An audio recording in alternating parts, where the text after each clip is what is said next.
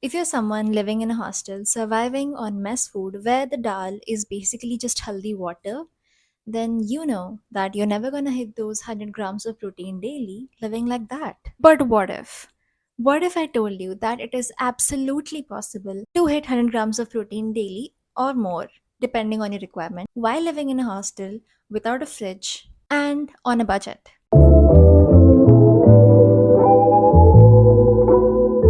I'm going to break down the hostel protein matrix into two pathways, Path A and Path B. Path A is the budget grinder.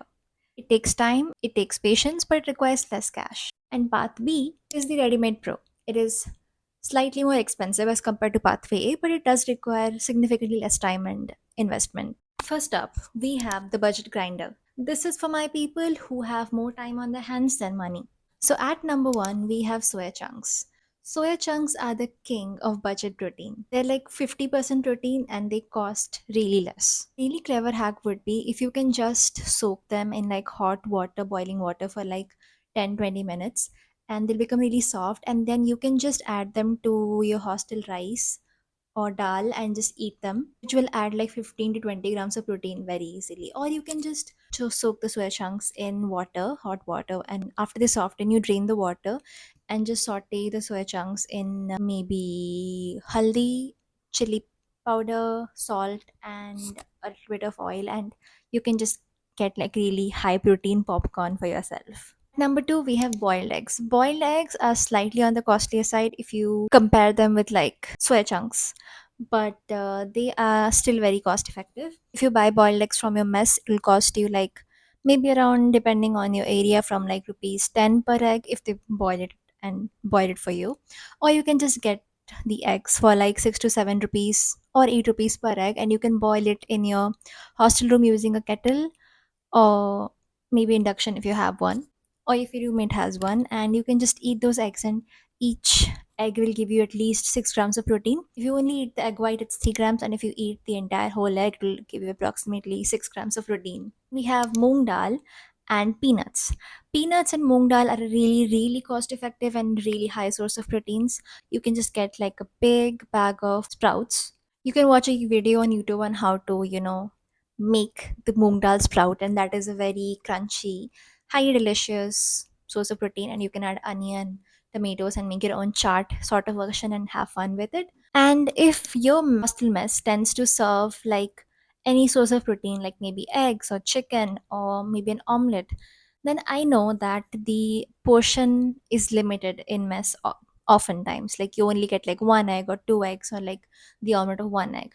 And if you want the omelette of another egg, then you have to pay extra 15 rupees, 20 rupees, depending on your mess. But I believe paying that 15 rupees just for the next omelette is still worth it if you want to hit your protein goals, because that is still way cheaper than getting it from some other means. Pathway 2, we have the ready made pro.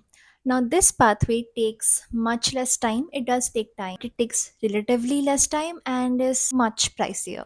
So number one, we have whey protein.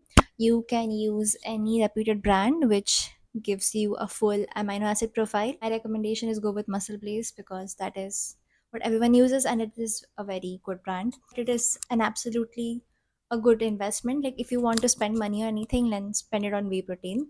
One scoop will get you like approximately 24 to 25 grams of protein depending on the brand, and it requires no cooking, no milk, no fridge, nothing at all. You can just mix it in water or milk or whatever, or in your oats or whatever, and just drink it. So you will get 25 grams of protein, like 4 eggs instantly. Another hack is you can have like protein bars. Always check the protein bar for the amount of protein they offer, because a lot of brands market their protein bars really well while they have only like 4.5 grams or like 6 grams of protein in the entire packet in like 100 grams. So that is very less protein. Like one bar should have at least 10 to 20 grams of protein to even qualify as a protein bar, I believe.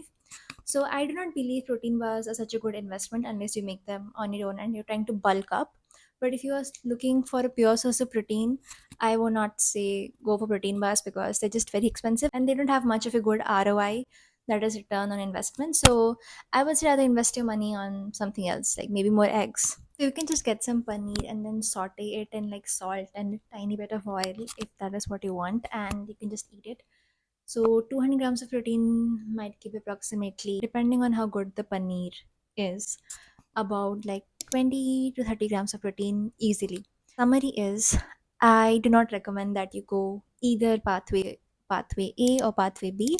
I recommend you go towards a combination of pathway A and pathway B. That is, a hybrid strategy would be the best approach. In the end, yes, being a student is hard, and being able to hit 100 grams of protein daily is hard.